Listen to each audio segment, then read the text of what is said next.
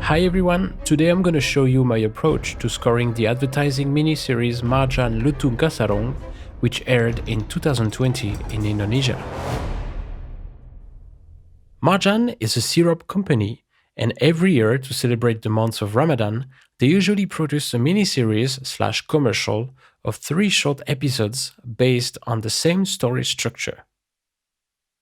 In the first episode, we are introduced to our main character who has to face an obstacle but fails. In the second episode, that character is looking for a way to beat it, and finally, in the last episode, they succeed and celebrate Ramadan with their families. It sounds familiar because, in a way, this is a short version of the hero's journey popularized by mythologist Joseph Campbell in his book The Hero with a Thousand Faces that every screenwriters, authors, or playwrights know about. In Marjan, each episode will also have the spirit of togetherness, family reunion, forgiveness, and celebration, which are the values of the Ramadan celebration. Since 2019, the creative team in charge of producing this commercial have decided to remake Indonesian fantasy folktale in a superhero style. And very quickly, Marjan became known on social medias as the MCU, not standing for Marvel Cinematic Universe, but for Marjan Cinematic Universe. The story of Marjan Lutung Kasarung takes place in a magical fantasy world where a king chose his youngest daughter over the eldest to replace him. But an evil witch who wants to take over the throne manages to bewitch the eldest daughter to curse her sister. The youngest daughter, being humiliated in front of her subjects, leaves the castle and hides in the forest. There she meets the Lutung Kasarung, who is a young boy who has also been cursed by the same witch to look like a monkey. They help each other out and realize that by doing so, they can heal their curse, and together they decide to take back the throne from the evil witch. For this story, the film director Benwi and I decided that the music should be inspired by European Middle Ages classical music. Each episode being only a minute long, we couldn't have a theme for every characters, so I decided to only focus on one theme for the princess, who is the main character, and this theme became the glue to all 3 episodes.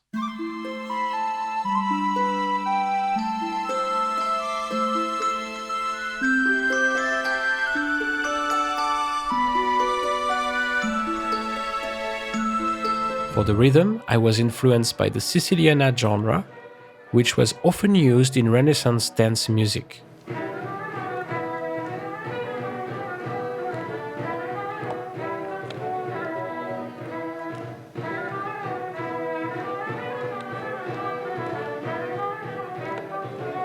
This rhythm at a slow tempo gives a very gracious and peaceful feel that really works with the picture. For the mood, the director and I wanted it to be ancient, graceful, innocent, and a bit lonely and mysterious. To achieve that, I chose an old scale used in the church in the Middle Ages called the Dorian mode.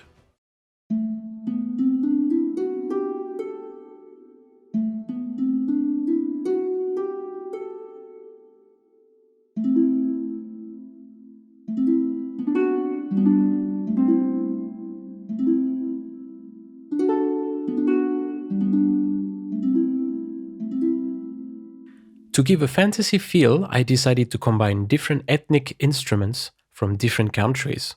For example, to play the melody, I chose an Irish flute called the Susato whistle, which is very often used in fantasy movies, and I embellished it with Indonesian gamelan bells to give an exotic flavor to this Renaissance music. Now, because the story is divided in 3 episodes, I wanted to have the theme played at least once in each episode. So I decided to first play the theme during the coronation of the princess, which is the first time we are being introduced to her. Here, the theme is played by the flute, representing her purity and innocence, and it's accompanied by the harp, representing her grace. The theme then reappears in episode 2, when the princess helps the Lutung Kasarung to stand up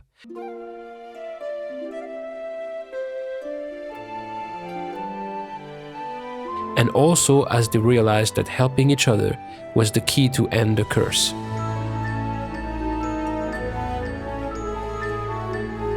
In that part, the music modulates to a more hopeful feel, and I've decided to play the main theme with the French horns to show that the heroes are now more confident.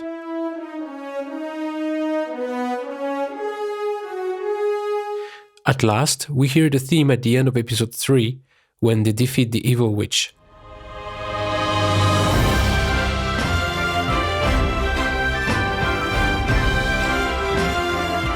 But you can hear that now the harmony below the theme is more positive and festive because it's a celebration. So basically, at the beginning of episode 1, the theme was played in a minor tonality, and now it's played in a major tonality. This is called a theme transformation, and is a very old film scoring technique. So, to mirror the hero's journey and transformation, I've also transformed the main theme from being graceful and innocent to gaining confidence, and finally return in a triumphant feel. In terms of timeline, I remember getting the storyboard a couple of weeks before I got the visual, so I used that time to do some research and write the thematic material. But because I'm more sensitive to a film rather than an image, I decided to wait to get the first edit before starting to compose, which means I only had 1 day per episode to compose, orchestrate, and produce the music. On the 4th day, I was just mixing the voiceover, the sound effects, and the music together for the presentation with the clients in the afternoon. The biggest challenge when scoring for Marjan is that we sometimes have to convey a lot of emotions in a very short amount of time, and in order for the music to flow nicely without jumping from one emotion to another, it sometimes takes more work than scoring for a longer film scene.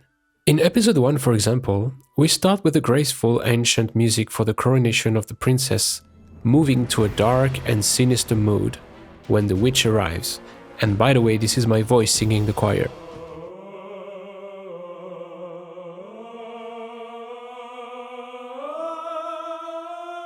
Then we switch to confusion and shame when the princess is being cursed, leading to tragedy and despair.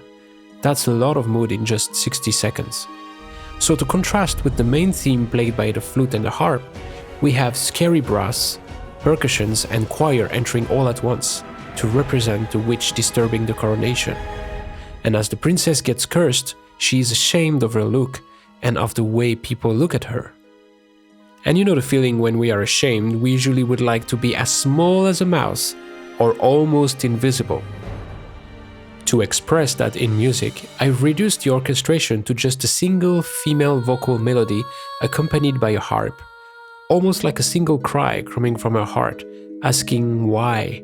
Why did my sister did that to me?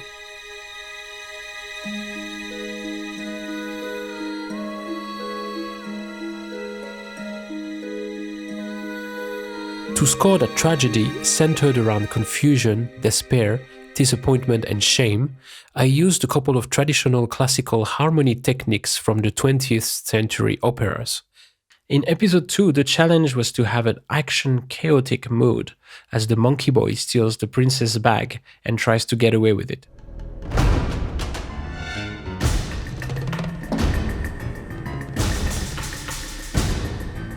To illustrate the confusion of the princess at that moment, I chose an odd number of notes grouped in pair, except for the last group.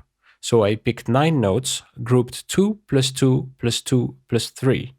1 2 1 2 1 2 1 2 3 1 2 1 2 1 2 1 2 3 1 2 1 2 1 2 1 2 3 1 2 1 2 1 2 1 2 3.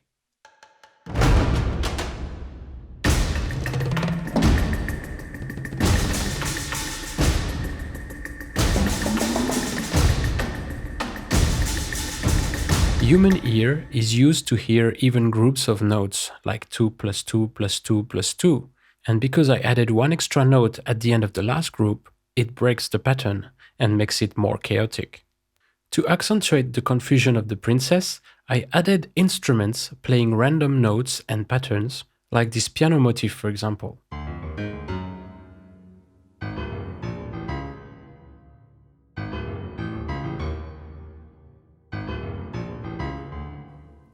Or this percussion which is panned left to right and right to left.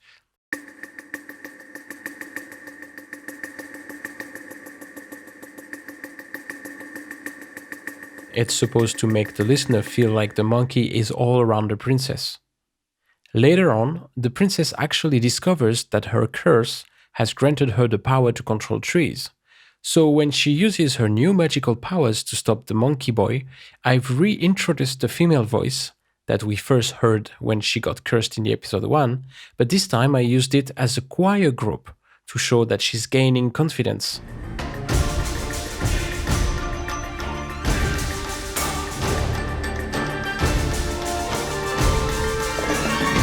In episode 3, the director had a different music reference in mind for the celebration part, which had a different tempo than the action track before. Saat dikalahkan. Kerajaan terbebas mengembalikan kebaikan hati Purbararang. To fix that transition, I used a simple but effective scoring trick I've learned from another great master of film scoring, Alex North. Here, the trick was to simply suspend the last chord of the action music, as the witch flies away, by removing all the percussion rhythm to get rid of all sense of beat. This trick allows for smooth transition because the listener loses the sense of pulsation and tempo for a brief moment.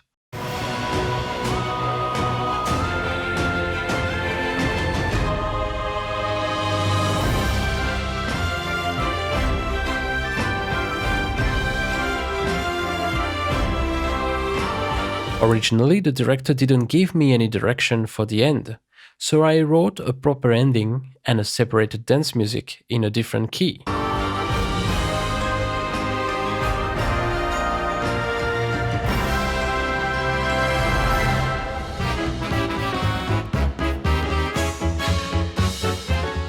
But as he heard it, the director asked me to try to have the celebration music blend better with the dance music instead. I knew it was going to be challenging because both pieces of music are again in two different tempos and genres. But because I love challenges, I recomposed the dance music to fit the key of the celebration music, and I've reused the technique of suspended chord introduced earlier.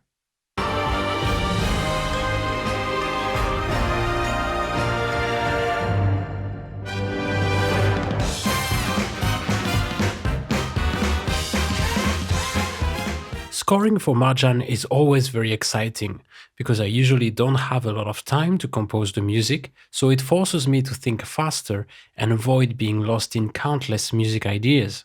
I'm also very grateful to have the opportunity to work with such an amazing team of talented people who also have to face many challenges like shooting in the middle of the jungle or recreating the inside of a castle from scratch.